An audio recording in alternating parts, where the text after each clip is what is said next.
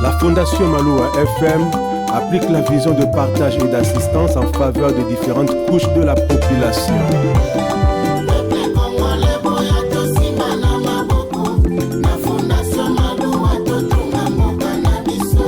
Fondation Maloua, Fondation Ezali,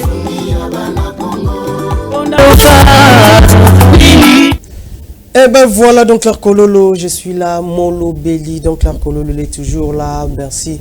Partout où vous êtes, nous les FM, hein, nous sommes toujours là aussi, nous les FM, cette émission, une très très belle émission de la musique congolaise, une émission culturelle. Hein. FM Télévision, nous sommes là pour vous donner les informations et à ce qui concerne la musique. Moi, donc l'Arcololo, Molo Belly, avec cette émission, nous les FM, nous sommes là pour vous donner quelques informations. Avant de prendre la chanson de Fally Ipupa, qui est la régie nous prépare déjà une chanson de Fally Ipupa, on va d'abord prendre quelques news et après les news, on va prendre la chanson de Fally Ipupa pour recevoir nos différents invités. Les news, donc après la visite de Fabregas chez Wiranson, donc place Wiranson a répété à Puna Kimponza, la place Kimponza après sa visite Fabregas, et cette semaine c'était la visite de Déplique Pomba et Ibraton Piana qui avait visité aussi la répétition de Wiranson avec l'orchestre Wenge Musica Maison Mère, Wiramba qui on a plateau à Wenge Musica Maison Mère et Solo Laki, Yembaki aussi ensemble. Fally Ipupa qui a reçu 54 visas pour son concert de Défense Arena à Paris, le 25 novembre. Fally Ipupa qui accordé 54 visas. Il y a staff naye, staff au Mema, donc délégation au Mema Bango, kuna na Défense Arena le 25 novembre na Paris. 24 heures après la sortie, il y a Dynasty, hormis la chanson Ouragan. Donc, hormis la chanson Ouragan qui a été sortie plus tôt, donc déjà bien avant, mais la sortie de Dynasty volume 2, 24 heures après cette chanson, donc, et la sortie de Dynasty, et qui a enregistré 22 000 streaming, rien que na plateforme sportive, donc Sportify. Donc la plateforme Sportify 24 heures après sa sortie, Dynasty D a qui joue 22 000 streaming. Donc hormis la chanson Ouragan, Ndenginepsagibino Yango et Bimaki Nango déjà bien avant. Koffi Olomide a fait un témoignage, donc vraiment trop bien, je ne sais pas trop bien témoignage moko bouleversant, comment, je ne sais pas. Koffi Olomide, il a témoigné, il a dit en dehors de Ferregola, il n'y a aucun musicien que lui, Koffi Olomide, a sollicité pour à côté à quartier latin. Il a sollicité Ferregola avant même Ferregola entre na Wenge Musica 4x4 parce que nous savons tout ce qui est Ferregola était à Wenge Musica 4x4 et avant son entrée à Wenge Musica 4x4, Koffi Olomide l'avait sollicité pour entrer, pour faire son entrée ou bien pour il y a Kota, dans le groupe, il y a Quartier Latin International de Koffi Olomide. C'est Léo Scram Tata Mapassa, l'homme de Oye Touye. Depuis hier la nuit, Oye Touye est allé officiellement dans la plateforme Nyonso. Il y a téléchargement. Donc, disons, on peut dire que Oye Touye est bimi officiellement. Donc, il est disponible si tu veux vraiment télécharger Oye Touye. Dans la plateforme Nyonso, il y a téléchargement. Oko, Zoa, Oye Touye. Ils ont 12 titres, Oye Touye. Okuta kuna collaboration na ena Héritier Watanabe, okuta collaboration na ye na Héritier Watanabe, na Ibrator et na Seda Capo. C'est le Scram à sa collaboration na bango, to ba autobenga ba featuring na bango na Oye Touye. Fally Ipupa encore confirme son concert des stades Moïse Mbiye qui a confirmé aujourd'hui qu'il va jouer au stade de Martyrs au stade de martyr, le 19 mai 2024, il a confirmé ça aujourd'hui à Tchango, dans les réseaux sociaux, qu'il va jouer bel et bien. La date est confirmée, c'est le 19 mai 2024. Moïse Mbiye a confirmé ça aujourd'hui. Fally Ipupa, il a aussi confirmé qu'il va jouer officiellement, il va jouer dans le Stade de France, mais il est en train de voir est-ce qu'il va jouer à l'année prochaine, 2024, ou il va jouer année à 2025, on ne sait pas encore, mais il a officiellement informé qu'il va jouer au Stade de France. Fally Ipupa et Héritier Watanabe pour finaliser les travaux de son album Chemin de la Gloire. Héritier Watanabe va prendre le vol demain, dimanche, pour la France, pour l'Europe, là où il va aller pour finaliser donc le travail de son album Chemin de la Gloire après mi-onge, mi-démon. Bill Clinton Spawn Macintosh a annoncé une grande pompe la sortie de son projet Plan B. Donc Bill Clinton a annoncé que bientôt là sera la sortie de son projet donc Plan B bientôt. Donc pour mon sorti album, il y a Bill Clinton projet. Il appelle ça d'abord projet, on ne sait pas, ça sera l'album ou single, je ne sais pas, mais c'est un projet Plan B. Et Combo il a déjà dévoilé Plan B de Bill Clinton Spawn Macintosh. Merci beaucoup à la régie, c'était là la chanson d'Icolo de Fally Ipupa pour recevoir nos invités, les musiciens, le groupe G5 de Jidol, Salabantu, Ekeko et Salanzambe. C'est avec eux, on va parler de la musique aujourd'hui. On va essayer un peu au Beta Masolandou la Rondenge Zarakaka avec un musicien G5 de Jidol, Tobandina Kapaya. Kapaya, bonjour. Bonjour, Ndenigo Kimezali.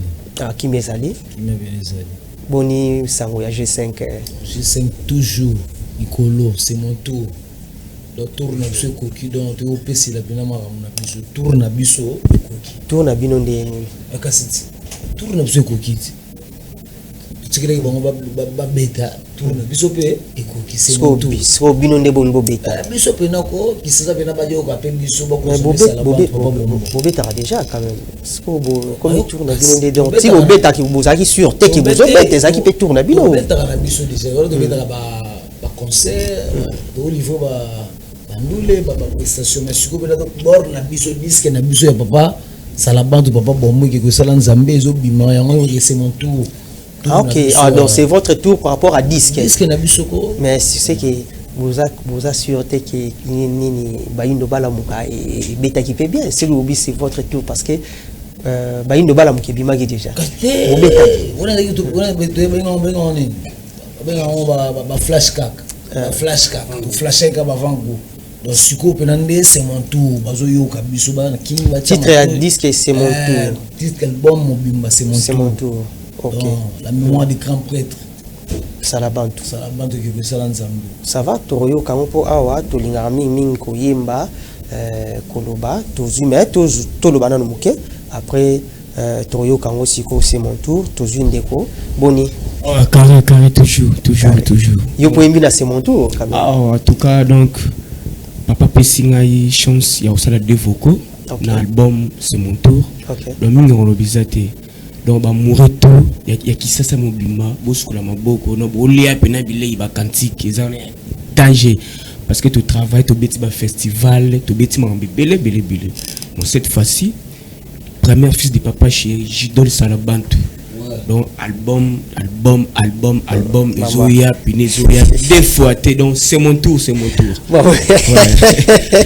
c'est qui souvent mon premier fils et il y a toujours mon problème. Donc, le premier fils de Papa Chéri. Oui, si. Mais il y a des fils de Papa Chéri, il y a des Chaingenge, il y a des Gino, il y a des Nono Fuji, il y a des Mignon Abraham. Le premier fils c'est comme une Jidol. Mais oui. Ouais, c'est bon. Peut ça la moni micro qui est premier fils c'est Ali Olobi chef va se présenter d'abord. Bonjour chef. Oui, bonjour Jonathan Sentier. Jonathan Sentier. C'est mon tour donc. Et Yayo. OK. question ezalaki bino beaucoup misi que premier fils eza Jidol aussi longtemps JB abimisi pe ba nebele ou pe ba za déjà. Si on a le biprima za la karate. Même na rata nchiki boroya nchiki bo futu bino tout minerval. Bo futu ndenge mo mais il y a bimi premier pe kuna bimi deuxième, il y a bimi troisième. Yé ozo sala allusion na bo sala allusion na premier fils par rapport ya ndenga mutazo prestazo défendre combo ya papa chéri na terrain ou bien na muto ya BCBG avant. C'est ça. Muto pina atambwisa combo ya papa yewana. Donc yemo papa boya ngote quoi. Est-ce qu'il va prévenir les alliés au Jidol azo teka papa chéri par rapport à baninga na? Parce que BCBG bimsi ba tubeli. Ba preuve ezana no sotali na terrain tala ba banderole mutabeta le roi Jidol azate. Tambola ki sasa mobimba mona banderole monté banderole nini ya mwana BCBG mata le roi banderole à Jidol. Exact. Mais Shenga ngauto beta fitiri na tunika ka omona ba banderole na tunika na bandona na banderole ndo mona ba banderole ni omona ba mata le roi ya Jidol. Et que kosala nzambe to zongi et pas ya flamme avant to zo bandero na biso mibale ya ba chanteur ba se présenter micro l'équipe na bango to zongi ba travaux na nini na studio et sili déjà to bozo ça ba travaux na studio. Merci pour la question. Déjà pour la minute yo studio pena est quelque ba 20% possible ici. Le studio déjà c'est sili est quelque mo kolo likambo mo kwa kima abora mabanga apesa makambo ninge kindaka kwe bakimba wiki ba monsima bakolo banzemo pesi basombi banzemo la bango bakolo nzemo bata wakene so tell spirit olela yimo abe abeti machine na beti ba banzemo na ba 15000 ba 15000 balles 15000 boyo laisser une famille tous les pas bandu na biso mususto so bango bonjour ndeko bonjour moi je me nomme Santage. Donc on soulevé quand après chef autoloba. Premier fils wana ngeloba mwana accompagner matière bien. Donc toza na biso belé na rata nchik mais na bano ba accompagner matière bien donc ça la bande. Bango pe to ba bimara le premier. Ouais, je dois l'accompagner matière bien. Ya mwana azomi benga premier fils et le bana mon chef so totali na ba vacances to le kamta beti ko le biso na bano ba utapa pa mukulu azati. Donc tozaka na idéologie à c'est mon tour. Le tour na bisopé ba flessa la nini il est là. Donc vous assure que c'est mon tour. Sûr et certain. Yemo mon collabore za sûr. Bongo biso ba auto to la dina sima. Do photo chapo bisopé to assure et beta to ba royoka ba oyeba santage ba oyeba lo mata ba oyeba très bon ba oyeba do ba tutu. To sala pene ba ninga musuto mona. Donc c'est pour cela biso mona nous to ana sina mam to sala et ba ngo lo mata ba oyeba ba kantique. Donc mon konzi pena pesi chance ya foko moko to diembela wana to pe bakar na ba vocal wana to koma danger na ba to sali na Simon Tour. Donc merci. Okay, donc yosu vocal moko na Simon Tour. OK, y a pas de souci, tous une déco. Bonjour bonjour famille nanga vraiment. Vraiment boni. Bien. Vraiment combo va nanga très beau chokoro. OK. Ndeka likolo. Donc yo lire ngo likolo. Ça va pena likolo yo songe wana ngai. Ça va? Donc ba biloko tozo kana album likolo na ngana za wana. OK, il y a pas de souci. Chance leader a pesi ngai vocal na ngai za wana. Na yembi kitoko. Wana nzembo nini? Janotuka. Pardonne-moi. OK. Pardonne-moi Mbouembeli Janotuka. OK, c'est bon. Yo kangai to yembi mais eza c'est mon tour. Mon kilisa na tourne yango na mtoze la tourne mais ta tourne biso roulage abi tourne bango bi bo lekate na mbo eza compliqué ngo coupe G5 ça ni eleka donc c'est mon tour donc biso lo bete biso eka ko yemba donc ko yemba de trop. OK, biso pas biso boulot c'est ça pas boulot tout ça le bete. OK, c'est bon là comme toye ko yemba to yo kango sikoyo ba ndeko na biso ba ota biso ma palais ba yoka. Donc kapa ya ongeloba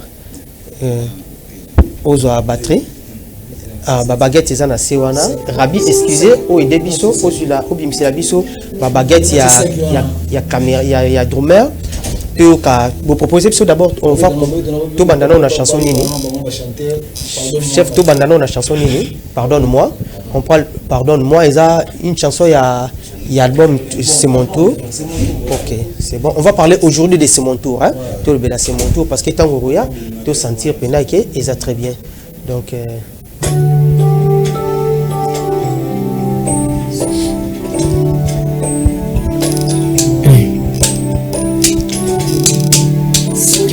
Melinga sentima ya bolingano yebana kokita mboka bawana milelo jano yokama wabakiselanga mikolo echuka pite zongisa motema sima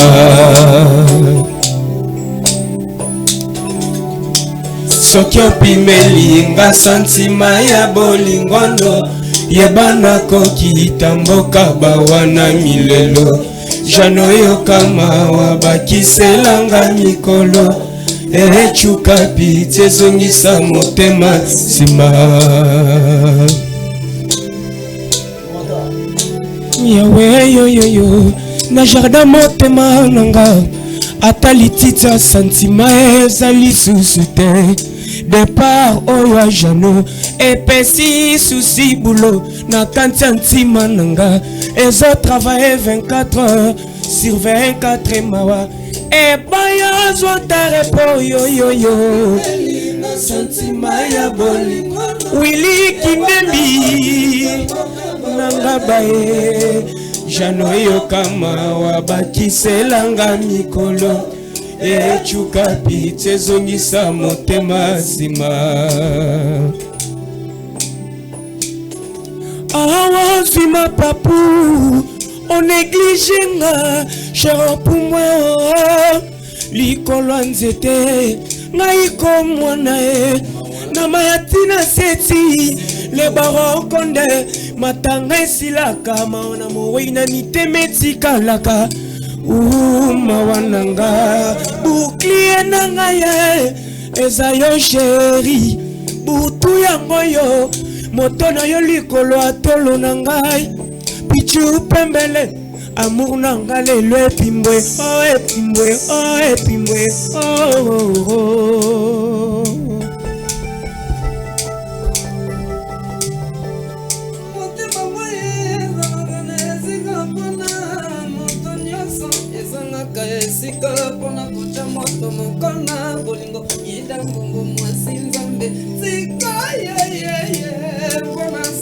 c'est l'habitat motema noroli mandangu piche sekani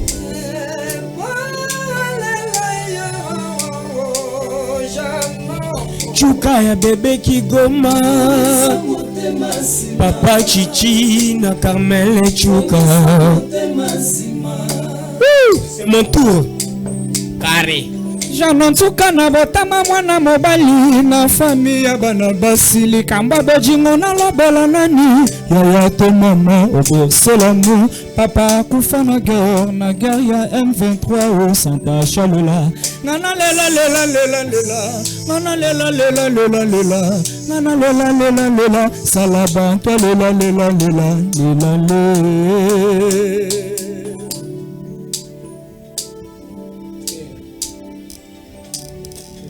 soki opimelinga santima ya bolingono yebana kokita mboka bawana milelo jano yokama wabakiselanga mikolo echuka pite zongisa motema sima. Merci, c'est très bien, c'est voilà un titre, pardonne-moi. Merci beaucoup, c'était la chanson Pardonne-moi, écrite par lui-même, Jidol, Salabantou. Ok, très bien, vocal, il y a très bien, donc donc merci beaucoup à vous. Encore, il y a d'autres chansons aussi. Et vous en avez combien de titres? Albums 12 titres, générique, 10 chansons de générique. Ok, il y a d'autres chansons, le rôle en était.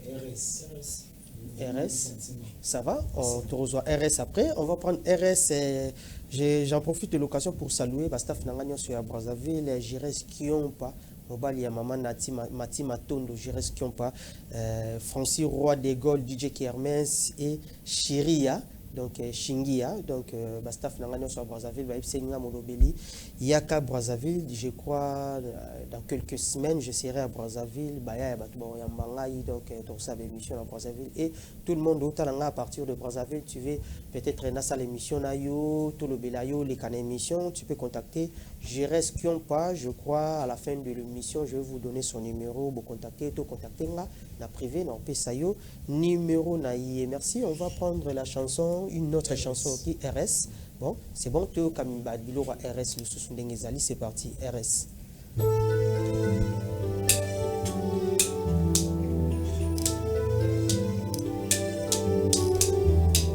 Monelanga, butu ya lelo, butu sakana, nage ya RS. Penenanga, yoza bildoze, olongolanga ba chagre à l'amour. Monelanga, butu ya lelo, butu sakana, nage à RS. Penenanga, yoza bildoze, olongolanga ba chagre à l'amour. Mira bonheur molai pona ko escalader na love. Dieu merci oyanga chéra yebo fungola portail. Na ko hésiter ti ata na vie problème na l'état. Na di ma complice soki boloko to kende longo. Je vais encore donne-moi chérie. Nazo panto sango na TikTok. D'aller pousser dur, il est temps d'aller. On est l'amour.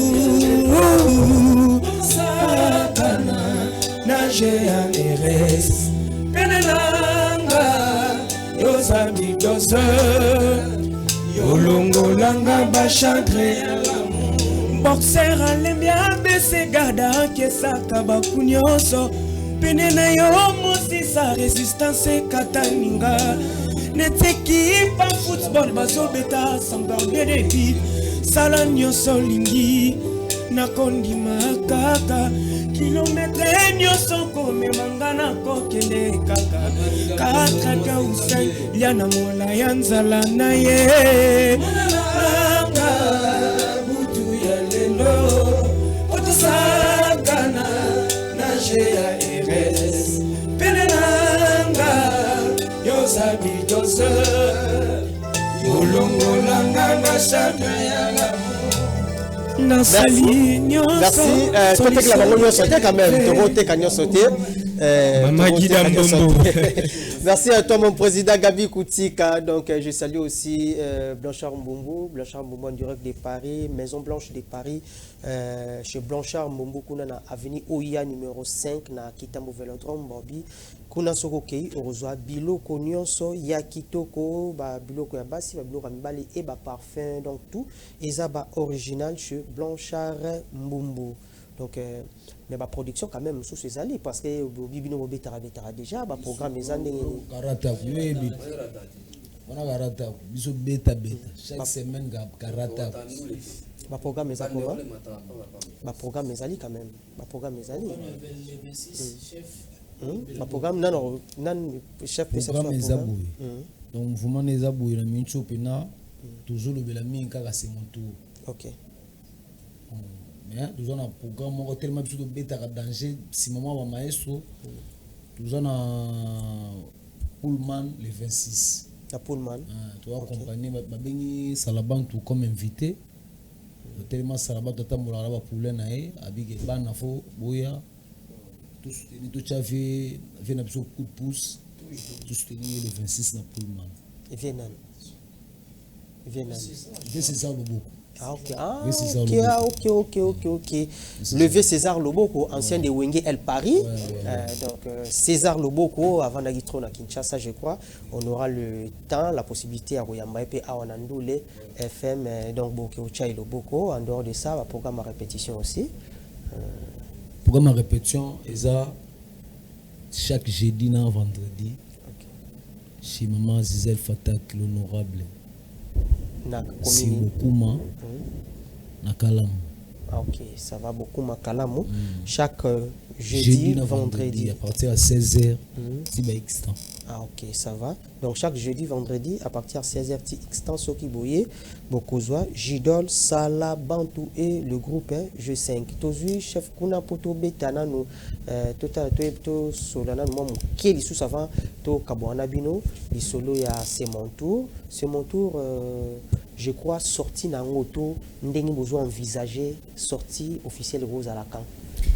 Bon, dès que tu as envisagé sortie, je crois, fin novembre. Fin novembre pour déjà tu as presque prêt. Tu as presque prêt. Et c'est quelqu'un moi va toucher à Mickey. Déjà fin novembre. Tu peux ça Congolais ni surtout bilé n'a besoin Congolais pas africain ni surtout bilé. Donc par rapport à babinango na quand même nani na fête, ba festivité à fin de l'année. Oui. OK. Ok, merci beaucoup. Donc, fin novembre, c'est mon tour et Rosala déjà disponible. Avant, tout le monde tout sous titre Morasuka, vous pouvez savoir sous couleur, vous pouvez il y a bien, vous permettre biso, tout le en beauté avec le groupe G5 de Jidol Sala Bantou.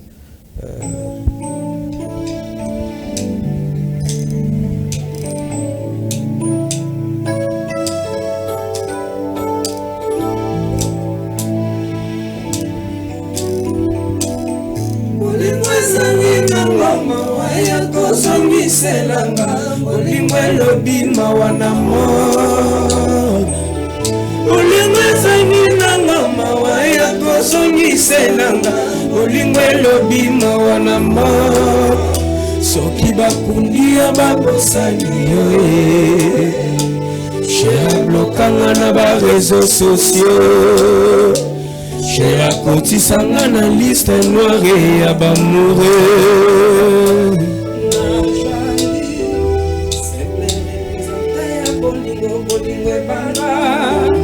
Uta Adamu na Evai Mbangonda Makoko ya mboka bolingwe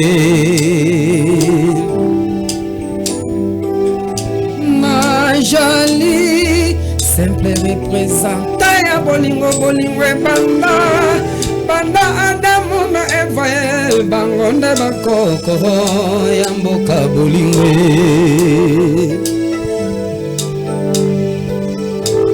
Ngana lela bolingo love kosangaye ngana lela lovoyo love kosangaye soko pimeni bebe mesa ya tabidero atangwa dele la kisanga denye akolinga yo vale soko kenye ngozela komeka ekonuka ndela mososo kanango abebe kusala kanga boyete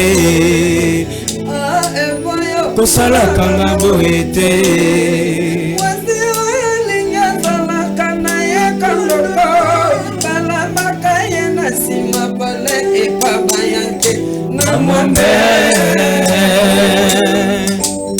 mopaya zobaye amelima ekufela mbwa basekaka ya ebaka te omoni pasi bolingo eswaka na motima ye omoni douleur love baraka na motima abebe kosalakanga boye te oyebi naza ya yo kosalakanga boye te mamakida mbombo mwasi kosalakanga boye te mama emela no kosalakanga boye te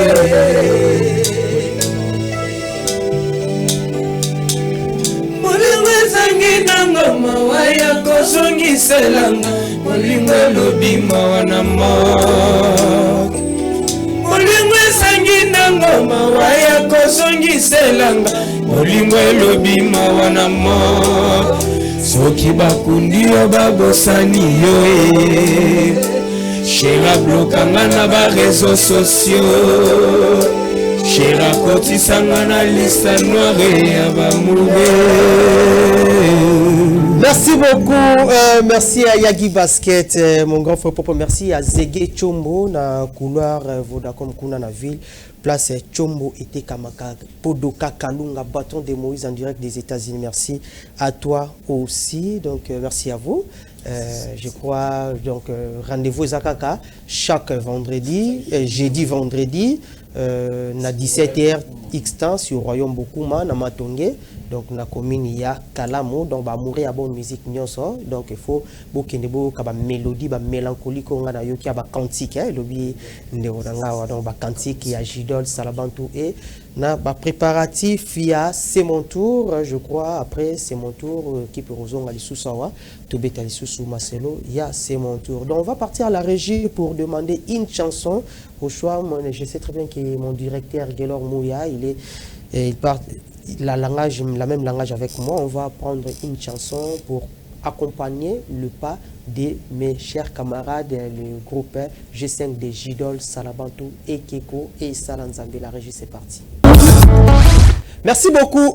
C'était là Héritier Kindembe qui a chanté, Héritier Yongo, pardon, qui a chanté une chanson patriotique, donc pour encourager Mambo Kanaye, Koyembe la phare d'essai, pour Nakobunde Lamboka et Salara bien, Koyembe la président Fachi Béton et Salara bien. Je suis avec lui sur le plateau, Bomoni décor échangé. Je vais prendre Héritier Yongo, Nayende Tourbeta, Bamansolu, à la chanson patriotique, Ango, Ndenge Elika, Leka Kaka. Bonjour Héritier Yongo.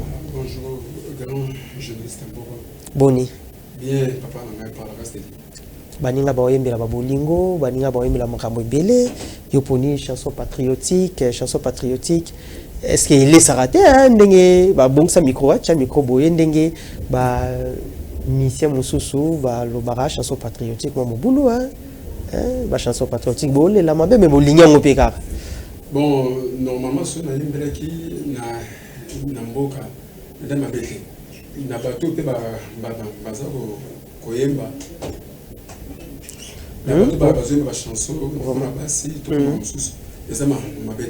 Ok, merci beaucoup. Héritier Yongo, bato bazo yembe la basi, tout bazo yemba bablo mususu zama bete. Merci. J'en profite de l'occasion pour saluer Marlène Gaulois, la française. Marlène Gaulois, la française en direct de Paris. Séphorian Louzo, le diamant noir, à ma petite sœur propre, Séphorian Louzo, le diamant noir, en direct de Selembaou. Donc, la chanson patriotique, et ça la paix, les hommes bêté, mais mission jamais, parce qu'il y a un les s'arrêter. La présidente de la République, Fachi Béton, Karakak.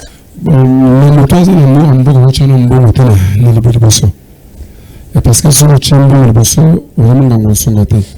Aux hommes, c'est un peu autant que c'était. Mais tous on a le bosso, dans son nombre de mon consomme, ça m'a pris un bon côté. Mais ça par rapport à ça, il y a ça. Un personnage qui m'a bien, mais ça, on dit, on va encourager soit dans le salle, et non parce que ça va pas faire bien. Et on nombre de mon compte. Donc, Yomoro Moutou, chanson est écrite. Oui, on a composé une chanson pour les et puis sur le temps, on a clip pour comme c'est Bachaka, Bachiba, Bachisi, auteur et compositeur. Yomoko. Yongo. Bon, parlons un peu de Richo Yongo, aux musiciens, aux salara musique, aux salara quel genre de musique, ou bien au CPLA qui quand on sort une chanson pour nous dédier au président de la République.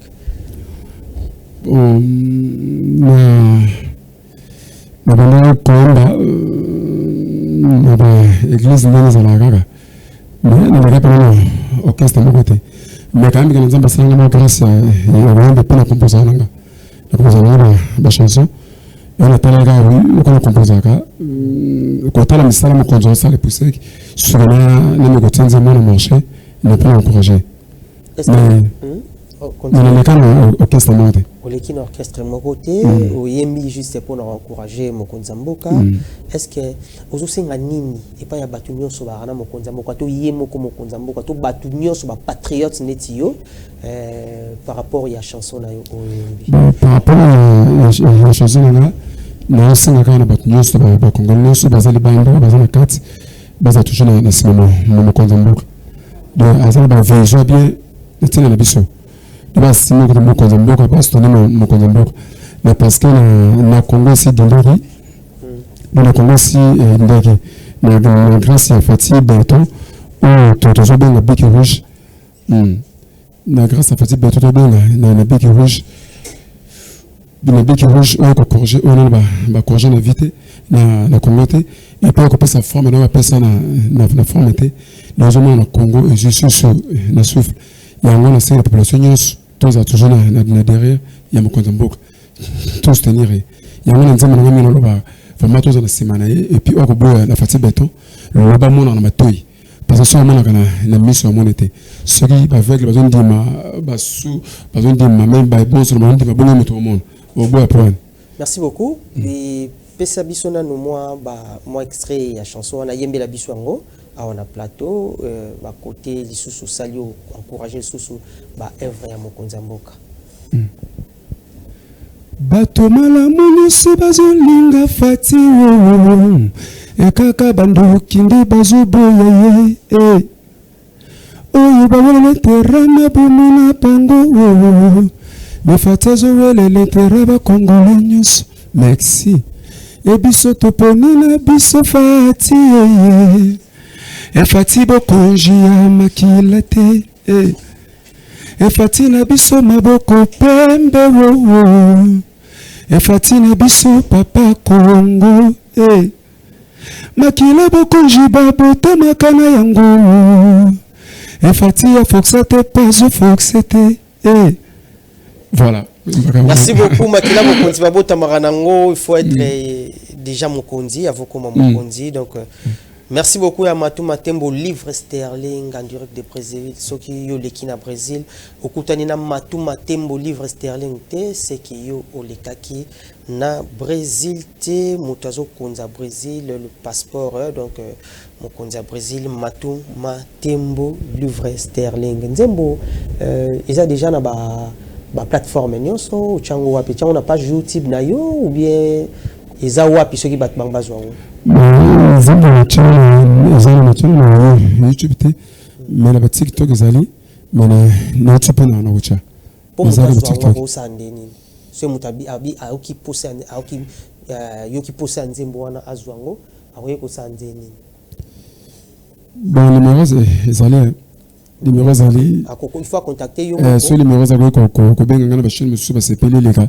o toujours bazaka na vision mokonza mboka ba soutenir pour le belega toujours mokonza mboka qui n'a pas droit dans la semaine encourager pays l'accès à congolais au IAS ça donc n'a pas droit na confiance parce que ça y a besoin.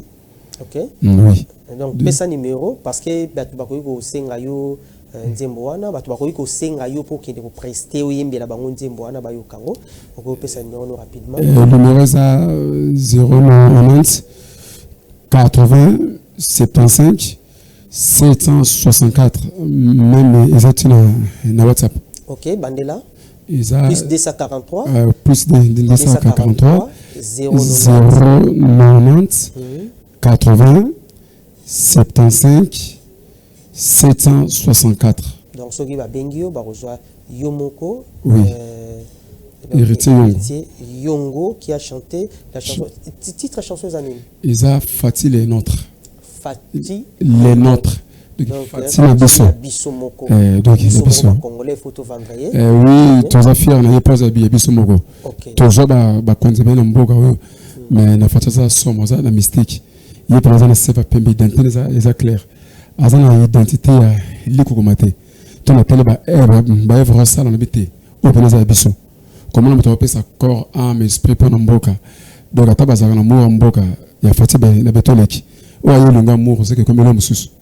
Namoni na kati ya clip wana eza na place moko ba FRDC bazobunda tisa kolobeli bango pe na na lobeli na phare DC na lobeli bango parce que baza ba solution mboka na lobeli phare pas ba solution mboka ba sa musala kitok yo na nzema na lobeli phare DC yo na lobeli phare DC effacer les tableaux effacer les tableaux na lobeli bango parce que na partout la phare DC ba que c'est ba bitum bazali so ba que zo na ba za ko porter un plus ozoma quelque chose de salam il faut faire DC effacer les tableaux c'est ba na nos oza et ma betongo ba comme on a encouragé bon on ça la bien bon ça.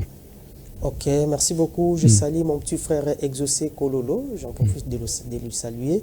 Mon petit frère, mon cadet Exaucé Kololo. Je te salue aussi mon grand frère Henri Zola. Mon toit Laxaranzela, bazalera toujours dans Simanaye. Il y a Henri. Donc, Bafar DC aussi, Oyembi Bango la Kati, encourager Bango. Mbeli aussi Bakondi Mususo Bossa Msama. Là, moi, entre autres, Bazan entouré na Fachi. Donc, Namisa na Bango aussi, peut-être, il faut aussi qu'on honorer Bango. Il ne faut pas qu'on honorer comme Konzambo. Normalement. Il y a un moment où na clip, na tché, Bakabeli toujours.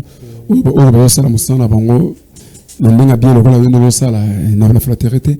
Il y a un moment où tché, mais c'est les autres, na tché. Papa Sangope azawana na chema mabato bele bana clip na mbalasa mazala parce que tout ça pour monsieur dans studio mais tout ça ba konzi moi baba soutien pour monsieur to ba ko misapo et donc ça ba congolais toujours na nzela so ba bonga ba ka fatiza biso rapidement to combina suka émission na biso avant de se séparer na yo message wana za très capital ozana eloko une chanson patriotique musu c'est na studio je te besoin na studio mais toi singa ba konzi papa ba ko sunga biso afin que ba na ko bima parce que na salle na moyen na ngamoko de fort na ngamona sali na société moto ni moto moko ni singa fa na société ezaka na moko mboka ya ko zonza ba congolais nzela ba bonga ba ba mo konza biso moko.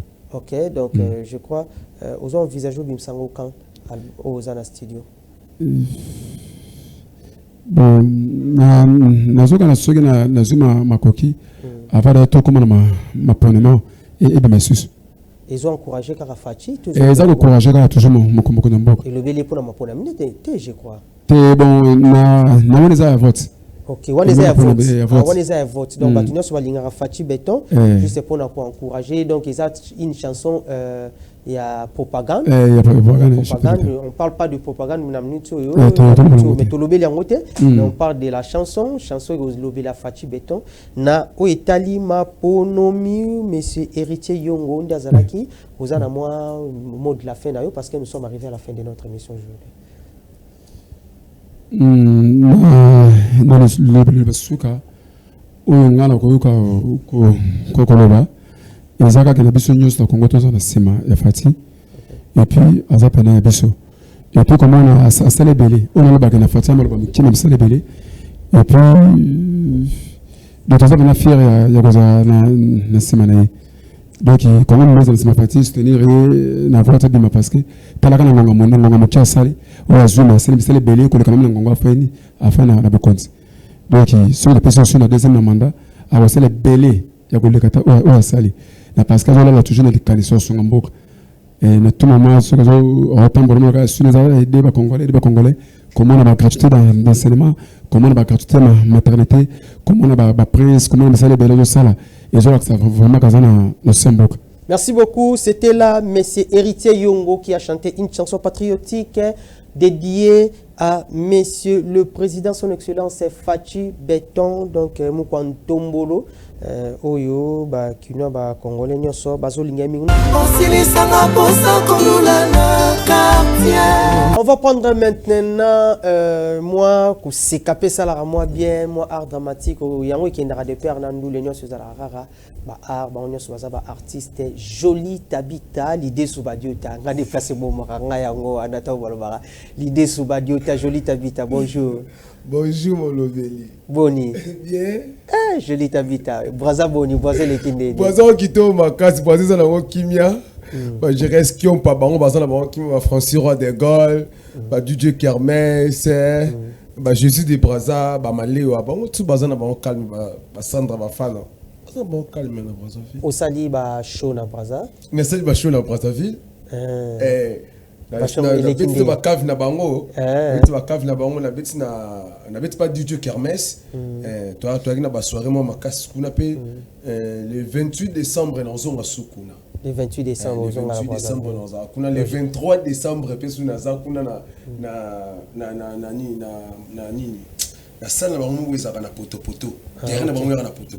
OK. Tout ça on a ba Jésus. Oh ça spectacle les musiciens na bango makasa mbona bango yimba. Ngape mama bango ya makasa joli te peut-être des badio tano sambu sana ngande to ça. Mais c'est le même Sophie, c'est le beau, c'est la Brazzaville, c'est le mission le. Non ba di makemba o bloga ba yana nga. Bloga ba yana nga. OK, Jolie t'habite dans le sac, moi ça m'a dit faut pas en battre pour nous regarder. Bloga ba yana nga. Pour nous regarder. Moi ça m'a dit faut pas en battre pour nous regarder ya. Merci c'est là Kuba. Moi ça m'a dit faut pas battre pour nous regarder. Moi ça m'a dit faut pas en battre. Betlep silo susu. Ya nem ça yo omoni ko yana nga kabwe. Ndezalaka bilinga molobeli. Na linga tonton mo beto na bengisanga ya limité. Ne ba te yebisanga ya ka limité. So benga kala Jolie t'habite aux arbres c'est bébé nazana ndako non ya ka limité. Muko mso lobi kala tonga to benga on a sala na Bralma est-ce que Bralma ça la limité? Bralma Rabi oyeba Rabi Fouka oyeba yemtamela ami. Ne bika FM télévision tu ça na limité. Ya solo. Ya kosango ya na Bralma ça limité ya na limité on te lipa pesa aussi là. Te Bralma ça on dit ba côté ya ba poids lourd kuna ba côté kuna ba ville hein on dirait. Comment tonto ana kosanga. Bralima logiquement Bralima adresse à Bralima ezana Flambeau ezana commune ya Barumbu. Si je me trompe pas. Maman la ngala kisasa okosami. Ya boto sa nini bilinga nga place na mbora melaki. Ala tiki veste propre le kwa ka yo. Ala taki swe makasi. Ala kito makasi. Sigoyo landika kitoko. Pina bwena desi. Na nini? Twana matanga na libota. Nana kufi. Mama abiso. Abumba ndeko na misato. Bomba onde. Biso mama biso za musali kwanga. Papa aboti ngai Jolie t'habite ka ko l'idée sur badiota a soda. Ndezalaka papa na bakanda na nda ute camp papa ye maman ndo bela. Maman akina hôpital ba pesi bakisi o abenga suppositoire. Fallait maman abaka maman bakiti maman tiko quoi congélateur.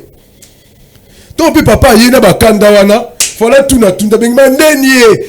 Bon na ete biloko ona mesa alinga bomelanga bana awa.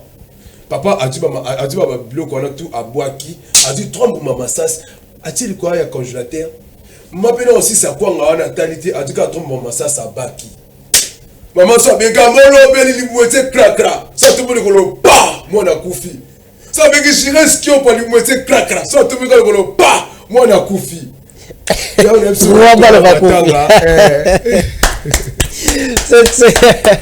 C'était la Jolie Tabita. Merci beaucoup. Rapidement, pour Tokabwana, on a Kinshasa quand même aux ana préparatifs, programme aux ana on a programme mesa donc comme plaisir belé on sala pour na soirée mal habillé chez président bon ma belé ma mena makala ni lengesa. On a date ni. Eza le 4 décembre. OK. On a peut-être préparer quand un artiste soirée mal habillée. Soirée mal habillée. OK na date na adresse nini? Na Elengesa. Elengesa na makala. Avenue Machu numéro 1. OK. Na bar ma belé mais pas président Bondo. OK, andor yo mozo répéter wapi. Bon, nga Moscou pour le moment, nga ponga na showbiz pas président Konzo OK. Na showbiz pas président Konzo même. Si go za wana. Mi kono ndé na olekate. OK. Na hotel Brazzaville ko ya na ngo na bandi ba travail té. Olekate na ndenga mabete peut-être aux suspension tout ça non. Voilà président Konzo. Président Konzo Jimmy Fataki ya mère Tanza Kasanji Mupende Munene. Wa président nga. OK, donc je mais yo mozo envisager, aux ana répond, aux envisager au banda ba compétition quand. Biso kuna to tourner ka président benga biso ka allo joli les tournages to tourner biso ka style non. Et donc bino wa professionnel hein. Biso répéter pas en pambaté. Vraiment. Merci beaucoup Jolie Tabita, nous sommes arrivés à la fin, il faut natika yo ngana zo kende pembe ni natika yo o betela biso molo mo o sala ki. Mama Jolie mandala la base mama no. Epoa lisusu. Ya moni nde na zaboyi. Bandeko na nga basi botika bilinga yaya okutela mobali mo boye français belé ndenga okoso yaya na to bimana libani moko nyoko la cheval wapi libani na ndenga tonga ndenga sakane linga ya mikolo Jolie tebiteka ko l'idée sur badiota nazaka na l'idée momboshi sakanye na kati rouge libada chocolat, pene pene zamba, okiti muke, libulu, okiti lisusu, libulu, joli tabita linga kaboko te lide suba diota. Epoa, makemba wabiloka bayananga. Yebayananga. Joli tabita le soko, moi c'est mon défaut pour ta pompe pour nous regarder. Wabiloka bayananga. Il va putain de merde.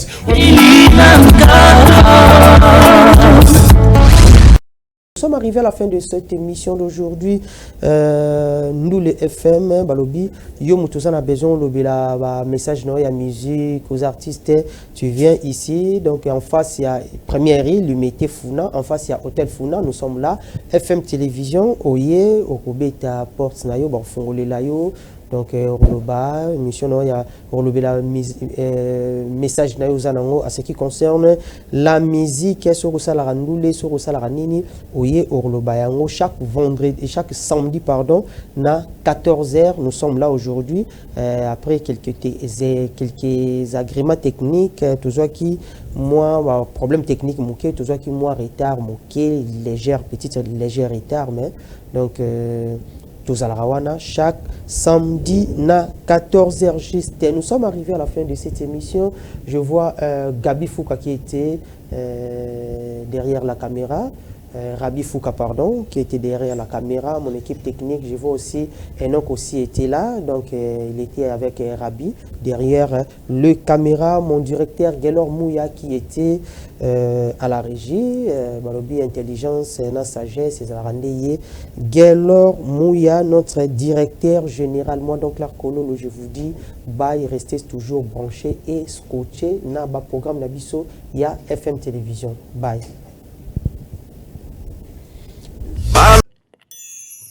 La Fondation Maloa FM applique la vision de partage et d'assistance en faveur des différentes couches de la population.